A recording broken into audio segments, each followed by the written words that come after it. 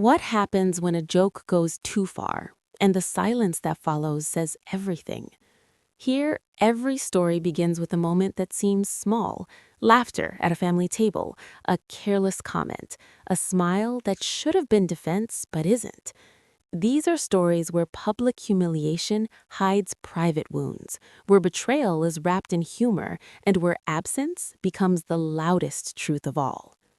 Each episode pulls back the curtain on families that look united on the outside, but are held together by control, neglect, and unspoken rules.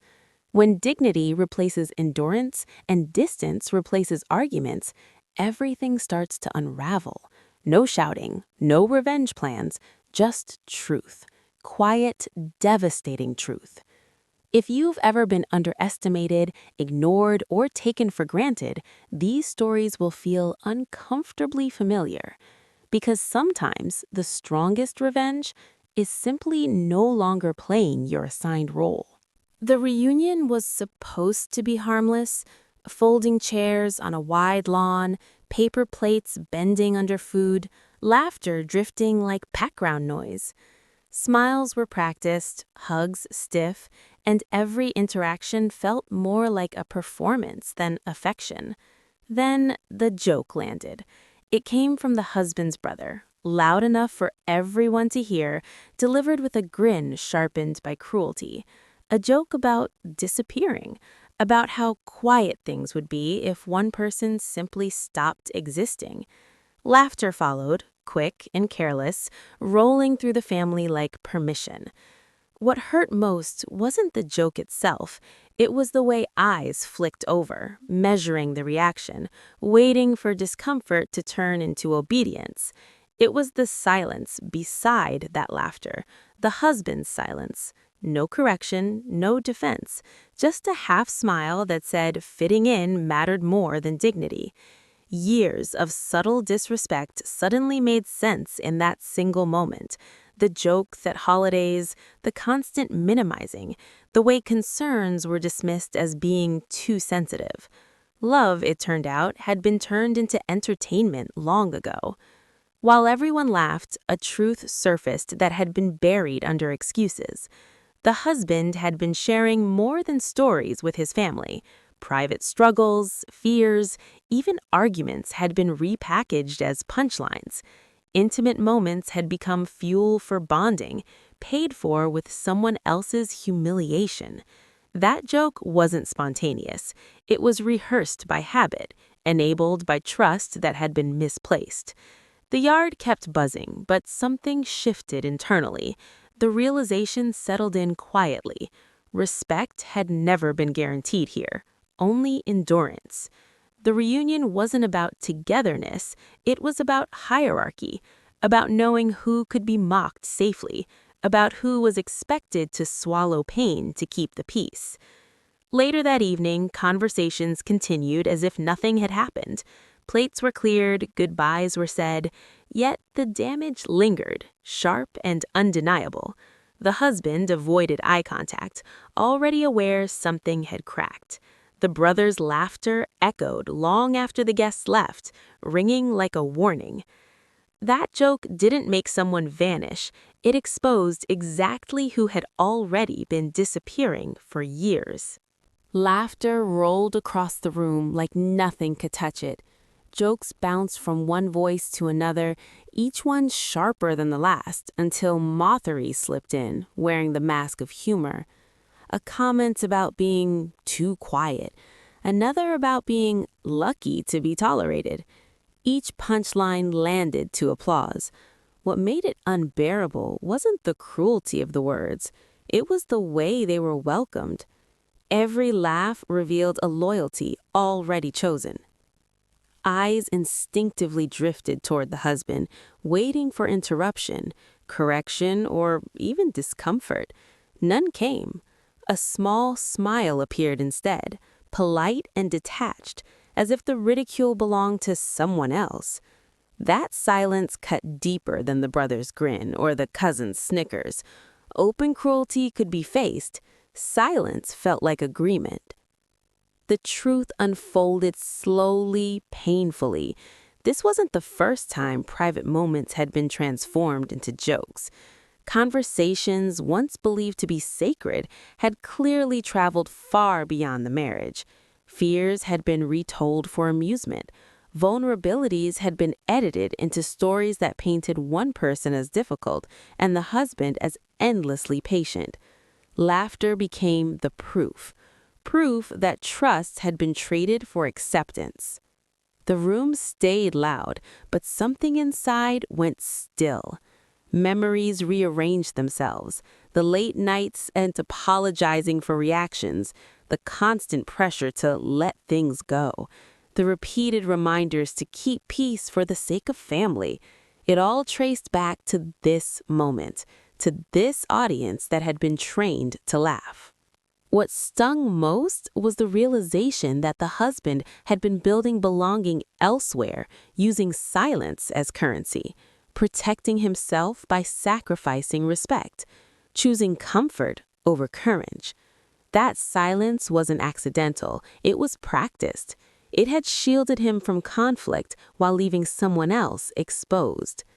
When the jokes finally moved on, the damage was already done. Conversations resumed, drinks were refilled, pretend warmth returned.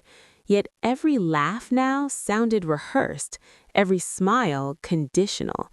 The husband avoided looking over, already sensing the shift, already aware that something essential had slipped away. Mockery had done what honesty never could.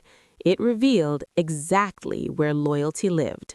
And once seen clearly, it could never be unseen. The absence wasn't announced. No slammed doors, no dramatic goodbye, just an empty space where presence had always been expected. At first, it was dismissed as moodiness, a need for space, something that would correct itself by morning. The husband told everyone not to worry. Control had always sounded calm when spoken by him. By the second day, irritation replaced confidence. Calls went unanswered. Messages stayed unread. The family began circling the silence, uncomfortable with how quickly routine had collapsed. Meals felt unfinished, conversations stalled. For the first time, no one was there to smooth edges, absorb tension, or quietly make things easier. The convenience of being taken for granted had vanished with startling speed. What followed was panic disguised as concern. Questions started surfacing, questions no one had ever asked before. Who paid which bills? Why did certain accounts exist? Why had so many decisions required permission rather than discussion? The husband's authority, once unquestioned, began to look less like leadership and more like control carefully hidden behind charm. Family members compared notes, accidentally exposing years of manipulation framed as responsibility.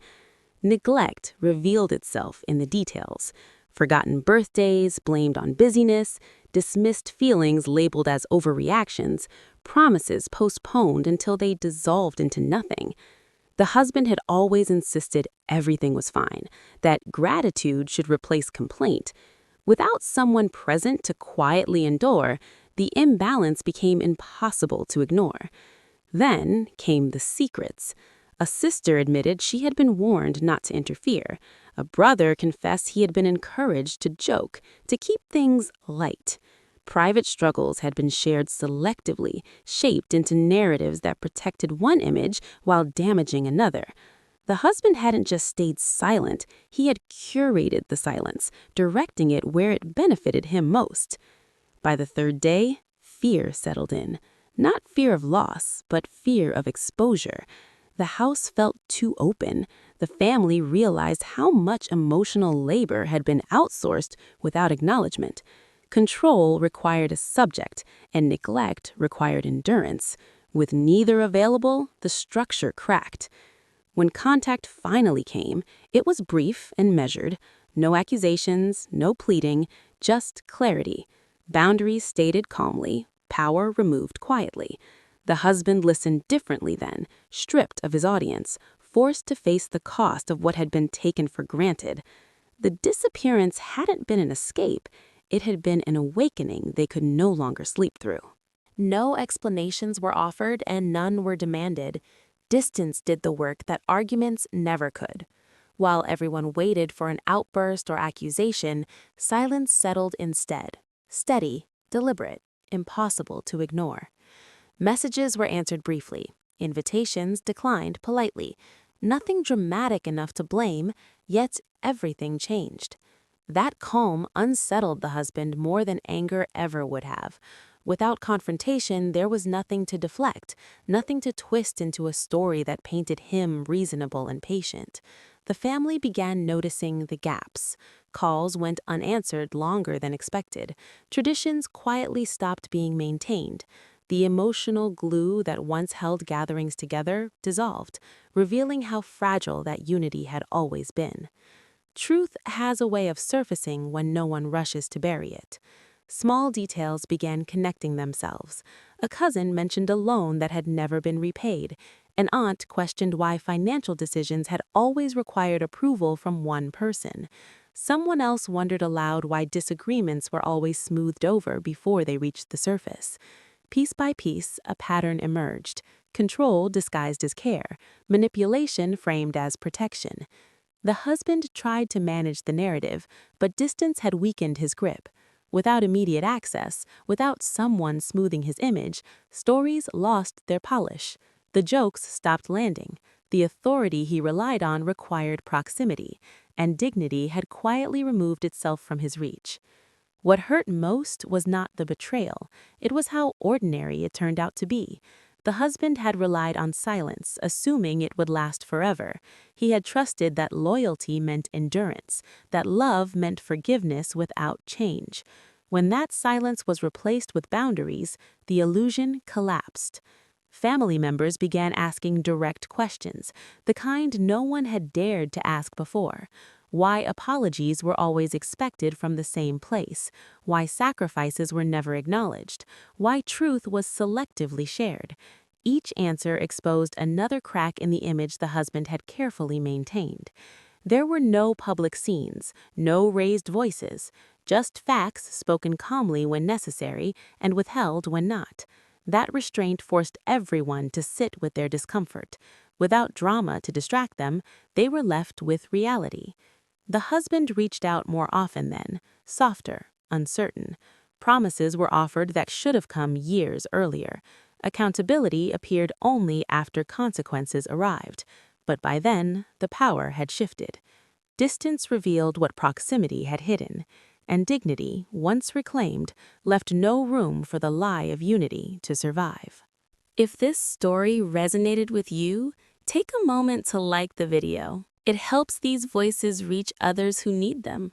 Subscribe to the channel for more true-to-life stories where silence speaks louder than words. Dignity rewrites the ending, and hidden betrayals finally come into the light. And remember, walking away with your self-respect intact is never losing.